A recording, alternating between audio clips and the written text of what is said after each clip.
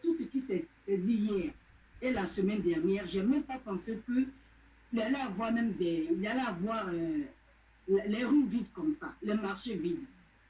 Donc, c'est un succès, pour moi, c'est un succès à 100%. Même le président Bédier qui avait lancé au boycott en 2020, c'est pas tout le monde qui est sorti, mais il y a eu des villes qui se sont manifestées pour dire non. Donc, c'est un succès. Et il faut qu'elle soit aidée.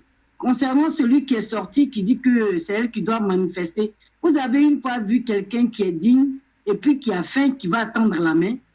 C'est pas tout le monde qui est mendiant ou qui peut devenir mendiant.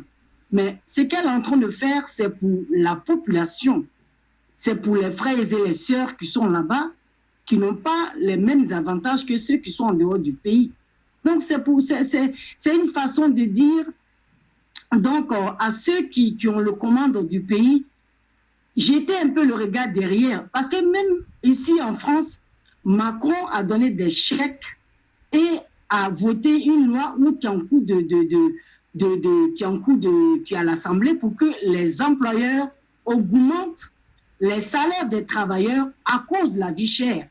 Et il y a des chèques qui sont donnés aux familles les plus démunies pour qu'ils puissent acheter des légumes et des légumes bio. Donc ça veut dire que l'État français est en train de faire des efforts pour soulager leur propre population. Alors pourquoi pas aussi dans les autres pays, spécialement la Côte d'Ivoire, où on voit ce qui se passe. Donc nous pouvons aider la sœur. Elle n'a rien demandé.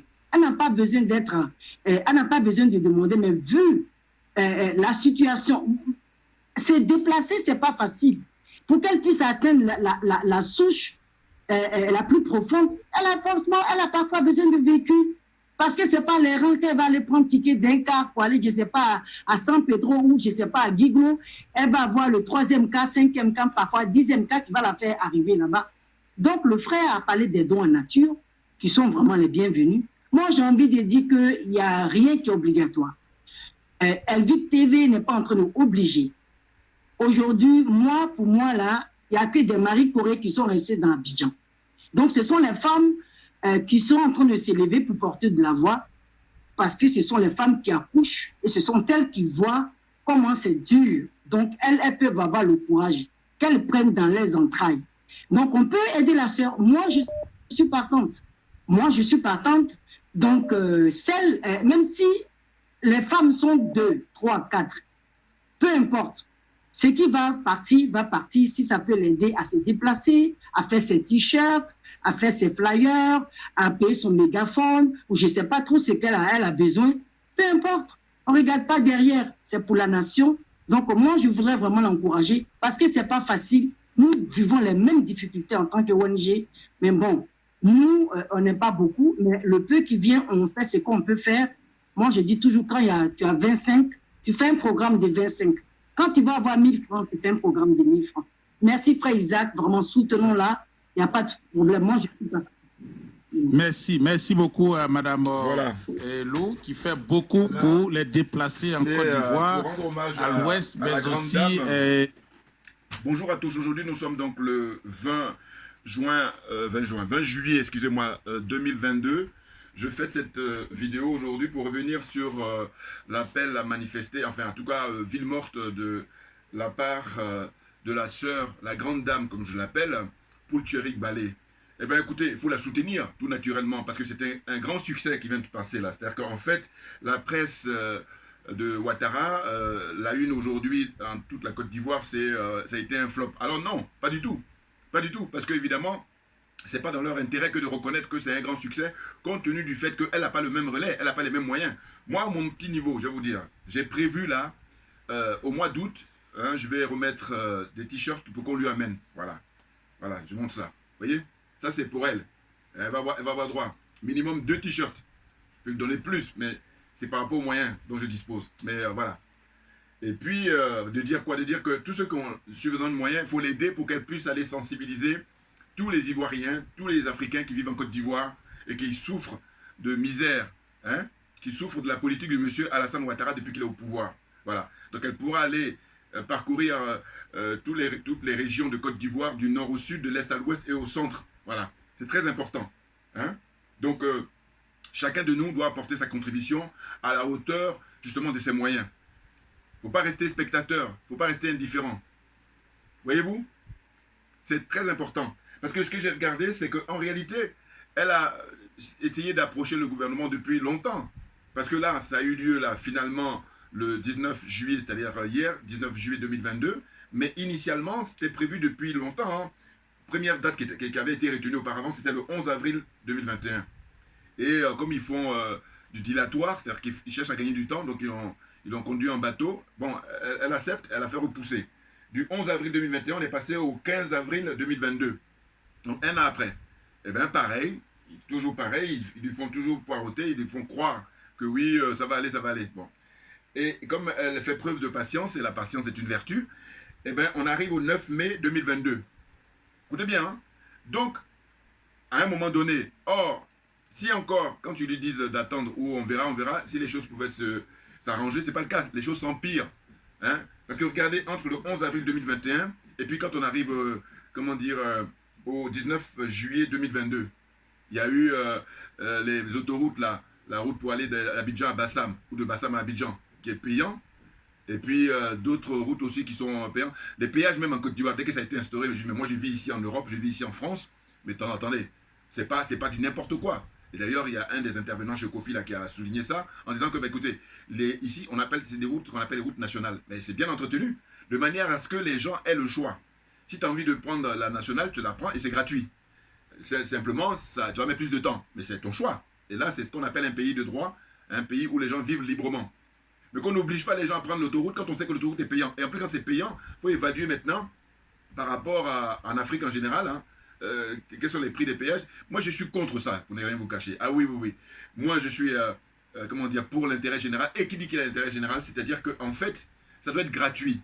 Ou alors, si on doit payer, ben, c'est ceux qui ont des grosses cylindres, là, qui vont payer pour... un peu comme les impôts. Regardez.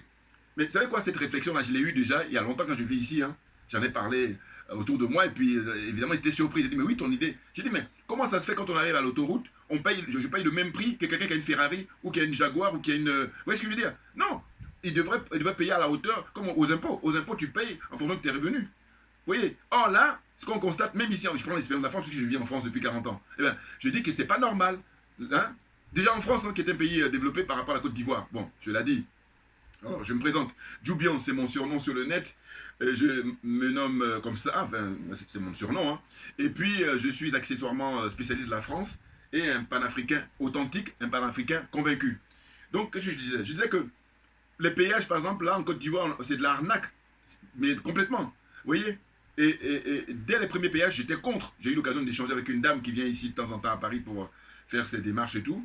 Hein, une femme d'affaires. Et j'ai échangé avec elle, je lui ai dit, mais attendez, il faut boycotter ça. Dès le début, hein, ça remonte maintenant à 4-5 ans. Il faut boycotter. Je ne sais pas si c'était le truc de Conan Bédier, là, quand ils ont inauguré, l'autre truc là, qui était payant, un péage. Premier péage, je vous dis, quand j'ai échangé avec elle, elle-même, elle était agréablement surprise. Elle dit, mais comment? Je dis, mais débrouillez-vous, mais il faut boycotter. Parce que si vous boycottez, vous allez voir, ils vont faire ça gratuit. Alors, c'est vrai que c'est facile. Mais écoutez, on ne peut pas faire, comme on dit, des omelettes sans casser des œufs. Il y a des sacrifices. Quoi qu'il en soit, si tu veux un avenir meilleur, il faut que tu fasses le sacrifice maintenant. Voilà. Et il y a des idiots là qui ne comprennent rien et puis qui essaient d'emmerder le monde. Enfin bon. Vous voyez, donc je vais vous expliquer. Ici, qui est un pays développé, en tout cas par rapport à la zone CFA, là, malheureusement pour nous, bon, eh bien, les autoroutes, moi, je m'étais offusqué depuis 15-20 ans. J'ai dit, mais pourquoi, quand je prends ma voiture, je voyage, je prends l'autoroute et puis je paye le même prix que quelqu'un qui a une grosse cylindrée? Non, c'est pas normal. Et je vous dis, quand j'en ai parlé les premières fois, mais les gens autour, ils disent, mais oui, parce que je ne suis pas le seul, hein, mais je dis que ça ne revient pas souvent. Et donc, je veux dire, je suis partie des rares personnes qui a soulevé ça. Maintenant, il se trouve que moi, je n'ai pas de pouvoir. Mais en tous les cas, ce qui est sûr, c'est que si j'avais le pouvoir, mais je veux dire que il faut faire payer les plus chers. Alors, on va dire communistes, mais bien entendu, mais attendez. Sinon, après, il ne faut pas venir dire qu'on est des êtres humains, parce que c'est ça qui est fatigant chez les gens. C'est-à-dire qu'en fait, ils vont dire qu'ils sont êtres humains, et puis maintenant, quand tu regardes les documents animaliers, l'animal même, il est beaucoup plus solidaire avec son semblable que toi qui dis que tu es un être humain, puis tu t'en fous de voir crever ton frère à côté, qui est un être humain comme toi. Vous voyez, donc c'est en ce sens-là, j'ai dit, mais non. Beaucoup d'entre eux, beaucoup de gens ont l'apparence, juste l'apparence. Mais comme je vous dis, tout ce qui brille n'est pas de l'or. Donc on peut comprendre ce que je veux dire par là, voilà. Moi je vais dans le factuel là. Je dis, quand tu dis que tu es un être humain, d'accord, mais prouve-moi. Parce que dire que tu es un être humain, c'est la théorie. Maintenant dans la pratique, ça donne quoi? Or dans la pratique, je vois comment tu te combats. Je dis, mais non, tu as juste l'apparence. Je suis désolé, tu as juste l'apparence. Voilà. Donc maintenant, quand on revient en Côte d'Ivoire, par rapport au mouvement là, qui a été lancé par Madame Poulturic Ballet, une très très grande dame. Je vous dis, moi quand c'est quelqu'un comme ça qui donne de son temps, elle donne de son temps, elle donne même de sa sueur.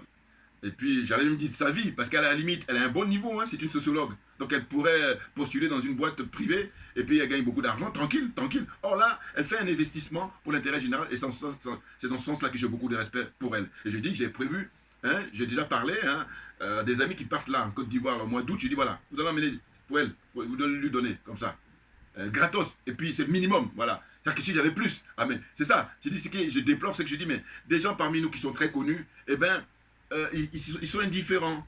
Voilà. Ou alors ils ont choisi leur camp. Parce que compte tenu de l'enjeu, là, il n'est même plus question d'être indifférent. Voilà, c'est clair. Compte tenu de l'enjeu avec les gens qui meurent et tout de faim, qui n'ont pas à se soigner, hein, qui n'ont pas à s'éduquer, et puis on dit qu'on est au XXIe siècle, et puis on dit qu'on a évolué. Non mais n'importe quoi. Donc, eux, ils emportent une responsabilité évidemment historique. C'est clair. Et je dis qu'on a les images, hein, on a l'heure des réseaux sociaux, on a l'heure d'Internet. Donc, le moment venu, on va les sortir pour les confronter. Non, parce que c'est trop facile. Ils aiment trop la facilité. Des lâches. Je ne vais pas citer de nom cette fois-ci, mais vous allez les reconnaître. Bien entendu. Vous voyez, donc moi, au contraire, je me félicite sans être là-bas au pays, parce que j'ai essayé de regarder un petit peu sur Internet, mais là, visiblement, je suis tombé sur la revue de presse, et puis c'est les journaux de Ouattara là, qui disent, oui, c'est un flop, c'est un échec, et tout, bon. Non, en fait, ça dépend. Abidjan, c'est la métropole. Abidjan, c'est la capitale. Donc, il y a de tout. Alors, pour ne pas oublier, parce que hier, j'ai écouté un petit peu l'émission de Kofi, et il se trouve que il y a Kofi lui-même, et puis il y a certains Ivoiriens qui vont en vouloir en disant oui, ceux qui sont étrangers. En disant les étrangers, si ça ne marche pas, c'est de leur faute. Je dis non, il ne faut pas chercher les boucs émissaires. Parce que quand j'écoutais hier, ce qui m'est venu immédiatement comme comment dire, réflexion, je dis mais attendez, dans n'importe quel pays, les étrangers, par définition, sont minoritaires. Même si c'est vrai qu'en Côte d'Ivoire, il y a un taux important, c'est vrai. Mais ça, c'est Houphouët-Boigny qui l'a voulu. Bon, mais nous autres qui sommes panafricains, on ne va pas s'offusquer par rapport à ça. Sinon, il faudrait savoir ce qu'on veut. Mais ce que je veux dire, c'est quoi? C'est de dire qu'en réalité, s'il y a échec, il faut s'en prendre plutôt aux ressortissants ivoiriens, aux Ivoiriens eux-mêmes, parce qu'ils sont majoritaires. Quoi que vous puissiez penser, quoi que vous puissiez dire. Voilà. Moi, hier, quand j'écoutais, je pensais à ça, j'ai dit, mais non, mais attendez, c'est trop facile, l'histoire du bouc émissaire en disant, oui, vous savez, les étrangers, ce sont eux, ils ne veulent pas jouer le jeu. Machin. Non, ils sont minoritaires. Voilà. Et puis en plus, qu'est-ce qu'on constate? Parce que là, j'arrive maintenant dans du lourd. Écoutez, nous avons, je ne sais pas si on peut parler de chance, en tout cas, la réalité, elle est là. Bon, nous avons deux personnalités qui ont un certain âge, qui ont de l'expérience, qui ont été présidents de la République de la Côte d'Ivoire. Je vais les nommer, M. Konan Bédié d'abord, hein, et ensuite M. Donc M. Henri Konan Bédié d'abord, et ensuite M. Laurent Gbagbo, voilà. Bon, ces deux personnalités-là, eh bien, ils peuvent faire changer dans les plus brefs délais le mandat de M. Alassane Ouattara. Le problème, c'est qu'ils ne veulent pas. C'est ça. Allez-y chercher à comprendre. Et puis, il y a certains de leurs soutiens là qui vont chercher à justifier. Mais j'ai dit, mais écoutez, c'est peine perdue parce qu'en fait, il ne faut pas insulter notre intelligence. C'est tout ce qui nous reste, voilà, à la rigueur. Ben oui, et oui. C'est ce qui fait que il y a des fils de pauvres qui deviennent des ingénieurs, qui deviennent... Vous voyez ce que je veux dire? Voilà. Heureusement qu'il y a ça qui reste. Non, c'est bon, quoi. Qu'est-ce que c'est que ça? Ils n'assurent pas, alors qu'ils ont dans les mains, ils ont le pouvoir de pouvoir faire partir M. Ouattara quand ils veulent. Là, en l'occurrence, cette dame-là, ce qu'elle a proposé pour, comment dire, que les gens restent ce jeu, le mot d'ordre qu'elle a lancé, elle a dit, opération ville morte, hein, toutes les villes de Côte d'Ivoire, toutes les communes de Côte d'Ivoire, restez chez vous. Hein, les villages même, restez chez vous. Et on ne peut pas faire plus pacifique. Donc, qu'est-ce que je vais dire par là? C'est que je vais dire, mais moi j'avais déjà fait des propositions, enfin une proposition d'ailleurs, mais moi j'ai fait la proposition en tant que militant, hein, qui a l'expérience, et puis en tant que panafricain, très convaincu, panafricain authentique, je dis, mais c'est simple. Tous les deux, ils convoquent une conférence de presse. Je leur ai dit encore, hein, parce qu'au fond, il y a des frères qui m'ont dit, effectivement, c'est une idée, et puis il y en a d'autres bon, qui sont un peu indifférents, mais ils sont de mauvaise foi, c'est tout. Et puis là, l'idée de la jalousie, notre problème, voilà. Bon, j'ai pas le temps, Assimi Goïta, j'ai pas le temps, voilà. Donc j'ai dit quoi? J'ai dit, écoutez, ils convoquent une conférence de presse aujourd'hui, en 2022, voilà, de préférence avant la fin de l'année, parce que voilà, parce que le temps passe et pendant ce temps-là, les dégâts commis hein, par M. Ouattara et puis tous ceux qui l'entourent, tous ses collaborateurs, tous ceux qui l'accompagnent, ça s'aggrave. Donc il faut se dépêcher. Eh bien, quand ils convoquent la presse internationale, la presse africaine, la presse ivoirienne, la presse française, il faut lui faire assister à la presse française, c'est important parce que ce sont eux les colons, ce sont eux les impérialistes et ce sont eux les gros racistes qui mettent la tête des Africains sous la tête, enfin ils mettent notre tête sous l'eau et ils ne veulent pas qu'on respire. En termes d'image, comprenez. Voilà. Maintenant, quand il y a le Mali qui va essayer de lever la tête, il dit non, non, non. Et puis on dit à Ouattara, aide-nous à maintenir la tête. Non. Et puis ça ne marchera pas. Parce que justement, là, ils ont affaire aux enfants, aux petits-enfants de Modibo Keïta. Et ils sont là pour finir le travail. Ils vont bien le finir. Et nous sommes là pour les soutenir à mort. Voilà. Donc, qu'est-ce que je veux dire? J'ai dit, bon, quand les médias là seront venus, bon, ça c'est pour ceux qui n'ont pas encore vu ce que j'ai dit là. Sinon, ceux qui m'ont suivi, qui ont suivi mes vidéos passées, précédentes vidéos, eh bien, voilà, ils savent de quoi je parlais. J'ai dit, quand tout le monde est là, voilà, les médias, je dis, bon, merci d'être venus. Nous, président Gbagbo, nous, président Henri Konan Bédié, nous vous avons convoqué, nous avons invité pour vous dire que, à compter de ce jour, nous en avons marre, nous en avons ras-le-bol de la France-Afrique, de l'impérialisme et du colonialisme. Fin de la conférence de presse. Chacun peut aller vaquer à vos occupations. Merci d'être venu. Terminé.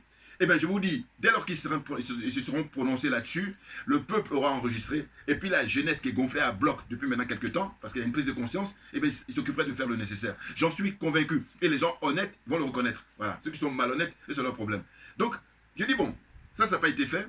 Encore que je garde espoir, parce que je sais que là, c'est du lourd, là, ce que je demande. Là, c'est du lourd, mais oui, parce que c'est un bouleversement terrible, là, au niveau de la, comment on appelle là, du paradigme. Ah oui, quand on a des gens comme certains qui disent qu'ils sont des bourgeois, et que par conséquent, ils ont leurs biens protégés. Mais oui, mais après, il ne faut pas venir maintenant, comment dire, insulter l'intelligence des Africains en général et des Ivoiriens en particulier. C'est de ça dont il s'agit. Voilà. Donc, ce que je veux dire, c'est quoi? C'est que là, à défaut de ce que je vous propose là, d'accord? Mais Mme Poulcheri, quand elle a dit, depuis maintenant quelques temps, je vous dis, ça démarre depuis le 11 avril 2021, ça a échoué, enfin ça n'a pas eu lieu, on va dire échec, puisque ça n'a pas eu lieu. Par contre, ça a été reporté. Reporté au 15 avril 2022, donc un an après. Ça n'a pas pu avoir lieu, mais pas de son fait à elle, hein. Elle a souhaité que ça se fasse depuis, mais c'est les dirigeants là qui essaient de l'amener en bateau. Voilà. Et après, on arrive au 9 mai 2022, toujours pareil, et puis maintenant, elle s'est décidée, elle dit, bon, voilà, avec l'histoire de le coût de la vie hein, qui s'empire, et puis les inondations, hein, et puis les immeubles qui tombent, et puis là le péage, les grands Bassam, Abidjan-Bassam, et machin, tout ça, et bien là, c'est trop, voilà. Donc on y va, la date a été fixée pour le 19 juillet, et entre-temps, le président Gbagbo, et le président Alassane Ouattara, et le président Henri Konan Bédié se sont rencontrés le 14 juillet, sachant que moi, j'étais déjà contre ça. Hein.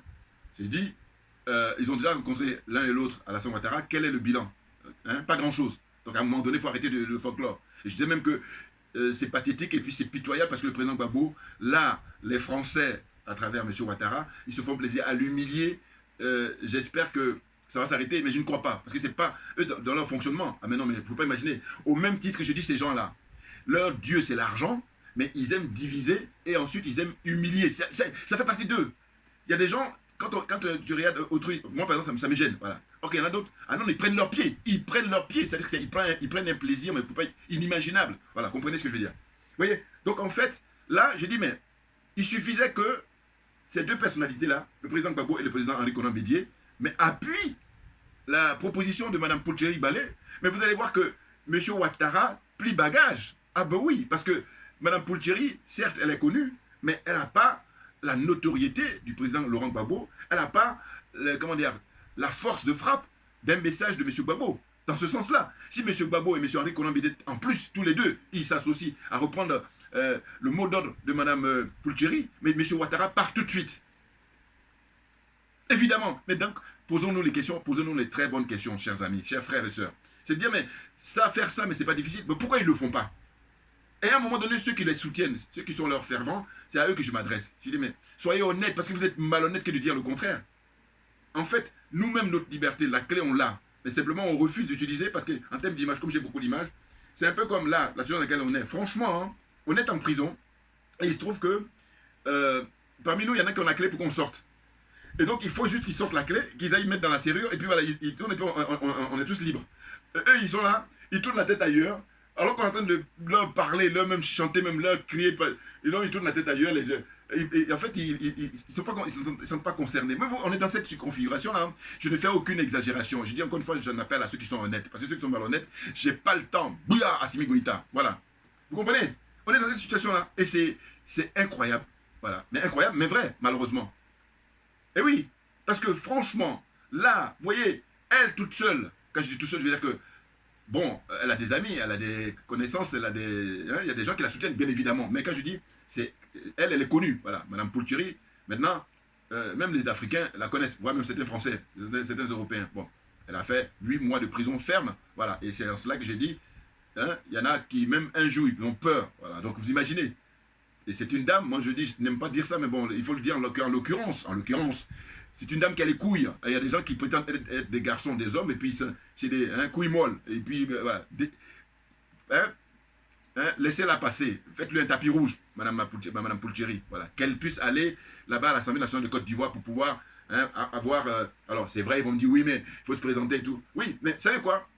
Moi, ce que je dénonce, c'est que je dis, mais ceux qui sont déjà avant elle à l'Assemblée, mais qu'ils fassent le boulot. Parce qu'à la limite, si eux-mêmes faisaient le boulot, Mme Pulcheri, elle serait à faire son boulot de la sociologue, normal dans son bureau là-bas. Hein.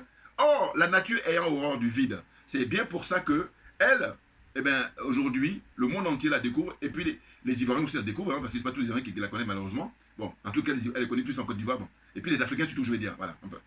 La découvre en disant, mais tiens, elle a de la poigne cette dame, elle est très courageuse, elle est très digne. Hein. Après 8 mois de prison ferme, elle remet ça. Total respect, madame. Total respect. Ah ben oui. Il y a des gens là qui disent que oui, il faut qu'on les appelle honorables. Mais oui, honorables en quoi? Député, oui. Parce que bon, ça, moi, il y a un minimum qu'on doit vous accorder. Là, j'accorde. Mais il est hors de question de dire à tous les députés là, en Afrique en général, hein, parmi eux, je dis, moi, ce que je vais appeler honorable, Ousmane Sonko, c'est un honorable. Voilà. Vous voyez? Et d'ailleurs, même, qu'est-ce que j'allais dire? Pour rester en Côte d'Ivoire. Voilà. Mais Yasmina Ouagnin, ça y est, elle est devenue muette. Alors que, il y a 4 ans, 3 ans, 4 ans, eh ben, quand il y a eu des inondations, je l'avais vu et ça m'avait même touché, j'avais apprécié en tout cas, parce que je dis voilà, ça c'est la jeune génération, qu'est-ce qu'elle a fait? Elle a chaussé ses bottes, elle a mis son jean, et puis elle allait dans les quartiers là, les parties difficiles là, où c'était inondé, et puis mais là, alors je pense qu'à tous les coups, elle a eu un rappel à l'ordre. Mais ça c'est malheureux, mais oui. Alors c'est vrai que là, pour le coup, elle, comme c'est une fille à papa, c'est la fille de Ouyen, chef du protocole de Fouboigny. Bon. Donc, à mon avis, elle a eu un rappel à l'ordre. Et c'est dommage. Voilà. Parce que là, on est au combat, il faut y aller. Parce que le pays n'est pas libre, là. Or, là, finalement, elle s'est retranchée. Alors, j'ignore les raisons, mais ce que je peux dire, c'est que je trouve ça regrettable. Voilà. Parce que quand moi, je l'ai vu en train de, justement, aider les gens comme ça, mettre la main à la pâte pour nettoyer et tout, j'ai dit, voilà, ça, c'est ce qu'il faut faire. Voilà. C'est ça, la nouvelle génération, pour vivre à son temps. Mais là, alors que rien n'est fait encore, enfin en tout cas même ça s'empire, mais il faut au contraire venir en renfort auprès de Mme Pulcheri Balé, et puis monter au créneau, monter, comment on appelle ça, à l'attaque, hein. Eh ben non. Tout le monde est discret, et là on a la Semaine nationale, et puis on est content d'avoir son petit confort, voilà, mais évidemment. Donc je vous dis que si ça dépendait que de moi, personne ne doit revendiquer le truc de, comment ils appellent ça, son, hein, j'oublie, député, c'est tout, tu es député, voilà. Pas le thème même ça m'échappe, mais non, mais c'est pas possible. Quand je vois ça, hein, soit je suis en déplacement au pays, hein, ou alors quand je regarde les images et tout, l'honorable, j'ai dit mais non, mais honorable en quoi? C'est la question que je pose tout le temps. Dites-moi, voilà, honorable en quoi? Dites-moi, en quoi? Non, il faut arrêter, hein, c'est se mentir à soi-même et de mentir à autrui. Voilà, c'est ça dont il s'agit. Voyez-vous? Donc là, moi, j'adhère effectivement sur le fait qu'il faut lui donner beaucoup de moyens, et puis il faut assurer sa sécurité, parce que du reste, si on te donne des moyens, bon, en même temps ça va avec, mais en tous les cas, je pense qu'il faut être même beaucoup plus vigilant sur sa sécurité. Pourquoi? Parce que, vous savez, des gens comme ça, il n'y en a pas beaucoup, et on le sait d'ailleurs. Et puis comme je dis souvent, que chacun de nous a une énergie qui lui est propre. Donc l'énergie qu'elle a, Mme Pulcheri, ça lui appartient, c'est la nature qui lui a doté de ça. Donc, comme on sait que c'est rare d'en avoir, mais il faut la protéger, voilà. Et puis chacun de nous doit la soutenir, parce que ce qu'elle est en train de faire là, c'est pour nous tous, et puis c'est pour les générations à venir. Eh oui, c'est clair. Hein? Elle est vraiment extraordinaire, cette dame. Et ça fait longtemps qu'elle milite. Alors, qu'est-ce qui se passe? Que font les syndicats en Côte d'Ivoire? Ben, ils sont tous corrompus, bien entendu. Et puis, quand j'écoute aussi certaines émissions des intervenants, ils disent, oui, mais en Côte d'Ivoire, la société civile n'existe pas. Possible, mais moi, je donne la raison. Ils sont tous corrompus. Maintenant, s'ils n'hésitent pas, et puis il y a cette dame-là qui existe, mais il faut la soutenir. Or, il y en a d'autres qui vont critiquer le fait que la société civile n'existe pas, et en même temps, quand il y a une qui existe, au lieu de la soutenir pour qu'elle ait de la force, parce que là, pour le coup, on ne sera pas dans la quantité, on sera dans la qualité. Mais comme ils sont de mauvaise foi, comme ils sont malhonnêtes intellectuellement, eh bien, voilà, ils font pour neutraliser le débat, et puis faire diversion, voilà, pour décourager les gens, voilà. Ils sont dans cette démarche-là. Donc, il faut avoir l'intelligence de comprendre leur position. Et comme moi, je dis, ma religion, c'est la vérité et la justice, je les détecte tout de suite. Ah ben oui, c'est pour ça que j'adore participer, vous savez, quand il y a des conférences. Parce que moi, je suis là, j'écoute. Puis après, quand on dit à la salle, vous avez le micro pour poser des questions, mais j'adore ça. Donnez-moi un micro. Je vous dis, quand j'ai participé à chaque fois ici, plus d'une fois, mais les gens, quand j'interviens, ils sont sidérés. Eh oui, parce qu'il est question de poser la question pour chercher, être en quête de la vérité. Hein, de savoir si la personne est sincère, Si la personne nous dit la vérité, il ne vient pas nous vendre du vent ou nous emmener en bateau. Voilà. C'est clair. Vous voyez? Donc, rappel, je vous dis, Guy Laberty, voilà, l'ami de Gbagbo, là, quand il a sorti son bouquin à l'époque, eh ben, ceux qui vont s'en souvenir, en tout cas je parle de ceux qui habitent à Paris, eh ben, il avait fait dans un grand hôtel, hein, pas loin de l'Elysée, voilà, et puis il y avait des Ivoiriens là, toujours bon gens, hein, voilà, comme ils disent Ivoiriens choco, je sais pas, voilà, toujours, bon d'accord, mais quand on était là-bas, je peux vous dire qu'à un moment donné, quand j'ai pris le micro, mais l'animateur, je sais plus comment il s'appelle, mais il est clair comme ça, c'est un des gars qui mobilisait hein, toutes les troupes Gbagbo là, pour aller soutenir Gbagbo quand Gbagbo était à la CPI. Eh ben, c'était lui qui animait ils vont se rappeler parce que Guy Laberty il a présenté son livre et je vous dis, c'était non loin, un grand hôtel non loin de l'Elysée, voilà, Paris dans le 8e. Mais quand j'ai fini de parler, vous savez ce qu'il a dit? Il a dit, mais écoutez, il y a des Ivoiriens ici à Paris, on les voit pas souvent, on les entend pas, mais quand ils prennent la parole, ben, putain, il était sidéré, voilà. Puis il y a un autre frère même qui était venu me voir aussi et puis il me demandait est-ce que je suis enseignant, je suis professeur? Non, non, non. Mais par contre, ça veut dire que j'étais sidéré par mon intervention, c'est clair. Deuxième chose aussi, c'est en juin 2018, je vous dis, à la place d'Italie, il y avait une conférence organisée par les amis de M. Gbagbo, voilà, avec comme invité Mattei, le journaliste qui est décédé maintenant, et puis, comment il s'appelle, l'avocate, son avocate, la jeune femme, là, bon. Hein? Et bien, pareil, là, j'ai pris la parole, j'ai interpellé les amis de Gbagbo, là, et puis tout le monde paniquait. Non, mais enfin, bon, bref, j'ai déjà parlé de ça dans mes vidéos passées. Tout ça pour vous dire quoi? Pour vous dire qu'en fait, on fait tout ça pour aider à ce qu'on puisse faire avancer les choses, et puis on sera tous gagnants. C'est ça, moi, ma philosophie de vie. C'est ça mon paradigme. Et non pas les égoïstes, les radins, les jaloux, les gens qui sont là pour faire le nivellement par le bas et puis qui sont dans un égoïsme profond. C'est-à-dire que eux, ce qu'ils veulent, c'est eux leur part et puis ils regardent les autres et puis ils se marrent. Est-ce que vous trouvez que ça a du sens, ça? Une vie en société, est-ce que vous trouvez que ça a du sens? Enfin, si. Évidemment que vous allez trouver que ça a du sens pour vous. Mais quand je dis ça à chaque fois que ça a du sens, c'est de sens de dire est-ce que tout le monde y trouve son compte? Voilà. Là, ça reflète plus ma réflexion, ça, voilà.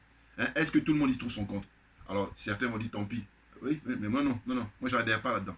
Moi, je milite pour que tout le monde trouve son compte. Parce que la vie en société, voilà, on a besoin les uns des autres pour qu'il y ait cet équilibre naturel. Et puis, les choses baignent dans l'huile, si j'ose dire. Vous voyez, donc là, c'est un plaisir de faire cette vidéo-là pour rendre hommage à Mme Poultchery Balé, parce que franchement, elle a beaucoup de mérite et on lui doit du respect, voilà, on lui doit de l'aide. Parce qu'il y a un frère là qui avait appelé, effectivement, quand j'ai écouté l'émission hier de Kofi, qui dit oui, elle n'a pas besoin d'argent parce qu'en fait, ce qu'elle est en train de mêler comme combat, elle a dit que oui, si jamais elle n'est pas là, il faut prendre la relève. Non, mais quand c'est comme ça, moi je réfléchis toujours. Ah oui. Je me dis quoi, je me dis écoutez. Vous savez, avec le temps qui passe en réfléchissant, j'ai dit mais quand les gens interviennent comme ça, qui nous dit que ce n'est pas les partisans de Ouattara ou les partisans des autres dirigeants qui sont hostiles à Mme Poultchery Balé? Parce que malheureusement, il n'y a pas que le camp de Ouattara qui est hostile à Mme Poultchery. Hein. Et oui, parce que ils sont dans les jalousies comme ça de merde. Voilà, excusez-moi d'être grossier, excusez-moi. Non mais c'est pas possible. Ils en sont là. Donc, quand quelqu'un intervient comme ça, je me dis, mais je suis curieux de savoir, lui, quel est son parti. Quand je dis son parti, pas forcément RDR ou UDPCI ou PPACI. Non, c'est pas ça. Je veux dire, voilà, je vais savoir la sincérité. Or que, comme les gens sont planqués, eh ben, on ne sait pas à qui on a affaire. Du coup, il vient jouer son rôle comme les trollers là pour perturber le jeu, voilà. Les trollers, leur rôle, c'est ça. Et à tel point que maintenant, avec le temps, j'ai compris. Il y a des gens, même, ils jouent le jeu comme si j'étais avec toi. Voilà. Non, mais je vous dis, alors qu'il y a un an de cela, hein, ou même 6 mois, je ne comprenais pas trop. Mais là, j'ai compris définitivement les trollers. Bouya! Et puis, je vais vous dire, partagez mes vidéos. C'est tout ce que je demande aux trollers. Voilà. Ah, ça, ils n'aiment pas ça. Bon, voilà. Donc, vous voyez, c'est vraiment un bonheur de voir que c'est une première manche et qui sera amené à en avoir d'autres, mais pourvu que, justement, ce que j'ai appris, c'est quoi? C'est qu'il paraît que le PPACI, c'est la section de Yopougon, c'est le quartier le plus populaire, le plus peuplé, le plus populaire d'Abidjan, mais ce sont eux, cette section-là, qui ont soutenu Mme Poultchery. Mais vous vous rendez compte? Mais normalement, c'est le parti en lui-même, hein, les big boss, qui doivent la soutenir, et non pas se planquer, et puis limite attendre qu'elle se casse la gueule. Parce que eux, ils sont toujours dans le terrain de jeu tactique, des tactiques et tout pour dire, bon, M. Ouattara, comme on est en train d'attendre qu'il nous valide il officialise notre parti, hein, qu'il puisse homologuer notre parti, PPACI, qui vient d'être créé. Donc, on n'a pas intérêt à faire beaucoup de vagues. Mais, en fait, ce sont des illusions, ils se font des illusions. Mais c'est incroyable, hein, c'est des amateurs. C'est pour ça que le président Gbagbo, c'est malheureux, mais ce monsieur, il mérite mieux, mais il est entouré avec des comment dire... des gens qui n'ont pas la même philosophie de vie que lui. C'est-à-dire qu'ils ne sont pas dans le même paradigme. Moi, je le dis, hein, j'ai fait même un commentaire, quelqu'un m'a envoyé des pouces. J'ai dit quoi? J'ai dit, écoutez, de mon point de vue, hein, je pense que, j'ai déjà dit d'ailleurs, mais je rappelle pour ceux qui n'ont pas écouté auparavant, M. Gbagbo est quelqu'un de désintéressé, mais je ne suis pas sûr que ceux qui l'accompagnent, qui travaillent avec lui, là, je ne suis pas sûr de ça. Ah non, non. Je pense que beaucoup, hein, je même pensais jusqu'à 98-99% d'entre eux, ils sont contents d'être derrière lui, parce que lui, c'est le nom, c'est le charisme, c'est l'expérience. Vous voyez, c'est pas n'importe qui. Eh bien, il rêve que, je dis, si jamais il revient au pouvoir, c'est un miracle. Je le dis ce que je pense, hein, maintenant, on verra. Et quand je dis ça, je fais preuve de réalisme. Eh oui, parce que j'ai dit, en réalité, tous ces gens-là, ils sont beaucoup plus dans la cupidité. Ils sont beaucoup plus à vouloir le pouvoir et que les soucis du peuple, ils en accurent. Et que ce dont ils rêvent, c'est de prendre la place de M. Ouattara, c'est tout. Les postes ministériels, être ambassadeur, des trucs comme ça, voilà, c'est tout. Voilà. Donc leur propre survie, leur propre confort, c'est ça qui les préoccupe. Mais la souffrance du peuple, c'est le dernier de leurs soucis. Je le dis là, et je le pense profondément. Parce que je dis, si tel n'était pas le cas, on n'en serait pas là. Voilà. On en est là parce que voilà, ils sont là cachés derrière le président Gbagbo. Voilà. Puis après, ils vont emmerder le pauvre jeune frère Charles Blé Goudé. J'ai dû foutre lui la paix. D'ailleurs, là, j'ai un jeune là, qui a fait une vidéo là, où j'ai bien aimé, je l'ai gardé. Le moment venu, je vais le balancer parce que j'attends qu'il commence encore à embêter Charles Blé Goudé. Parce que, laissez-le tranquille. Parce que, regardez, vous reprochez à Charles Blé Goudé d'aller chercher son passeport. Mais regardez le président Gbagbo qui a été échangé avec Henri Konan Bédié, le président Ouattara, au palais de la présidence, là. Voilà, pendant une heure et demie. Bon, alors donc ça, c'est autorisé. Mais par contre, lui, il n'a pas le droit d'aller prendre son passeport. Non. Quand on est dans un pays qui s'est dit, civilisé, qui s'est dit démocratique, ben, chaque citoyen a des droits et des devoirs. Des droits et des devoirs. Voilà. C'est ça. Et le fait qu'on lui donne son passeport, ça fait partie de ses droits. Des droits absolus, qui ne doivent pas se négocier, qui ne doivent pas se commander. Or là, comme on est dans une république bananière, dont la France est numéro 1, et puis eux, ce sont les élèves ou les enfants de cœur, comme je dis souvent. Voilà, c'est pour ça qu'on en est là. N'importe quoi. Franchement, vous êtes sérieux là? C'est incroyable. Hein? En train de manipuler la population, hein? Charles Blé Goudé allait prendre son passeport.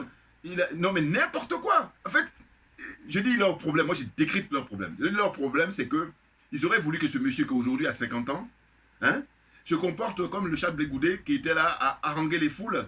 Non, je suis désolé. Et il a pris de la maturité. Et en plus, pareil, moi, comme j'ai du respect, par exemple, pour Mme Balé, qui a fait 8 mois en prison, mais Charles Blé Goudé, pourquoi j'ai du respect? Parce que je dis, il a passé beaucoup d'années en prison. Je ne sais pas s'il a fait 6 ans, là. Bon.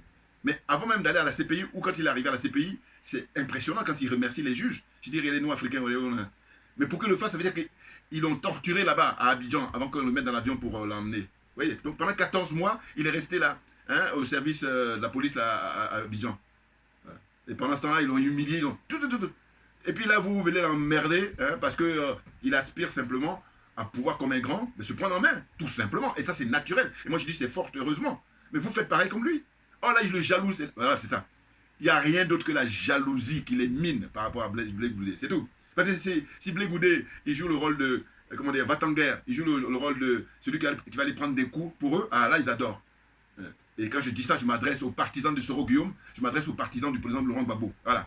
Ah oui, parce que c'est les deux camps là qui attaquent, hein, mais vraiment violemment Charles Blé Goudé. Et je vous dis, il y a un frère là, un jeune frère, hein, il a fait une vidéo que j'ai beaucoup aimé parce qu'il a bien décrit tous ceux qui sont allés se réfugier au Ghana, là, les partisans du président Gbagbo, ils sont cachés là-bas, qui allaient à la mer, à la plage avec leur famille. Il a bien parlé et il dit, bah, toi, je garde ça au chaud. Je vais le sortir au moment venu. Voilà, comme je fais d'habitude. Je vais montrer sa vidéo, le jeune homme là, et puis maintenant je vais pouvoir parler. N'importe quoi. Donc voilà. Hein, pour dire que c'est le début, mais il faut vraiment que tout le monde vienne lui donner un coup de main. Voilà. Et puis si tout le monde lui donne un coup de main, on va gagner du temps, on va accélérer le mouvement. Mais si par contre on la laisse comme ça tout seul, évidemment c'est une femme, c'est un homme, enfin, c'est un être humain, voilà ce que je voulais dire. Et voilà, là elle est enthousiaste, et puis l'enthousiasme peut partir. Et puis on peut comprendre. Eh oui. Alors attendez, quand j'ai appris qu'elle fait 8 mois de prison, ça c'est le premier point. Mais deuxième point, quand elle sort de prison, elle a tout perdu, son boulot. Alors qu'elle travaillait, je crois, dans une structure qui dépendait de l'État. Voilà. Eh bien, tout ça, elle a perdu. Mais est-ce que vous trouvez ça normal? Quand vous êtes en train de vous vanter pour dire que nous sommes en démocratie, nous sommes en république, il faut respecter les textes, vous passez votre temps à dire dans la théorie, maintenant dans la pratique. Alors moi c'est ça, hein. Je te laisse parler. Quand tu ne fais pas dire, bon, maintenant on va être fac. Parce que moi je me veux factuel, donc je dis, allez, on va maintenant sortir. Tout le blabla que tu as raconté là, maintenant montre-moi de manière pratique, hein, dans la réalité, ça donne quoi? Et là, il n'y a plus personne. Et dans ce cas-là, je dis, ferme-la, mais définitivement, parce que nous perdons notre temps là.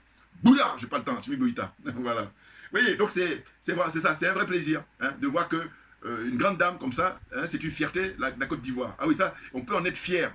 Mais oui, Oui, parce que quand tu regardes les bouquins d'histoire, on nous parle qu'à l'époque, il y a des dames justement qui ont marché sur Grand Bassam pour libérer, pour l'émancipation de la Côte d'Ivoire. Eh bien, elle, au XXIe siècle, elle est dans ce chemin-là.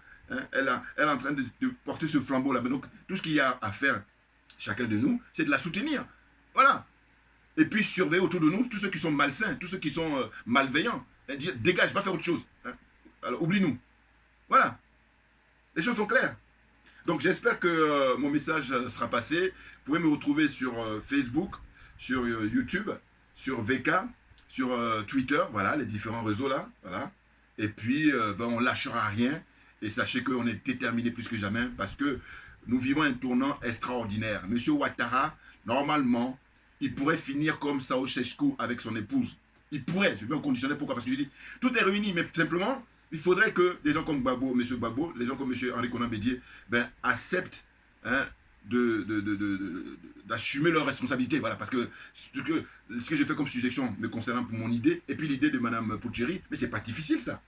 Eh oui, hein, je vous dis, quand on demande aux gens de sortir, c'est risqué. Mais quand on dit aux gens, restez chez vous, mais encore faut-il que eux qui sont des grandes personnalités comme ça, hein, aussi bien M. Gbagbo que M. Henri Konan Bédié, qui disent ça, disent oui, notre jeune fille, parce que c'est même leur petite fille, voilà, hein, la différence d'âge, elle a une idée que nous estimons, appréciable, que nous estimons profitable, que nous estimons être dans le sens de l'intérêt général. Et c'est la raison pour laquelle nous abondons dans son sens, nous la rejoignons pour dire que opération ville morte, opération commune morte, opération village mort, au sens où pas d'activité économique. Voilà. Et puis maintenant, on va voir les partisans de M. Ouattara, qu'ils aillent, hein, qu'ils soient transporteurs, qu'ils soient à ouvrir des boutiques des Libanais. Ouais, suivez mon regard, suivez mon regard. Donc je veux dire que, tu ouvres ta boutique, s'il n'y a pas de clients, tu fais comment?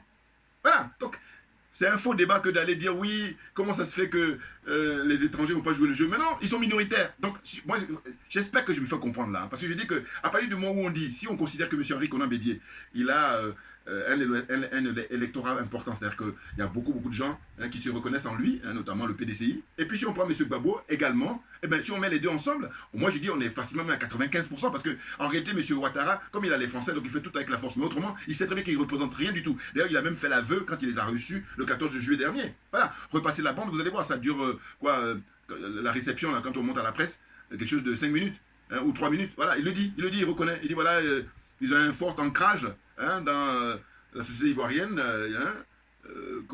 poids politique très important, il le sait, puisque la combine a marché pour lui en 2010.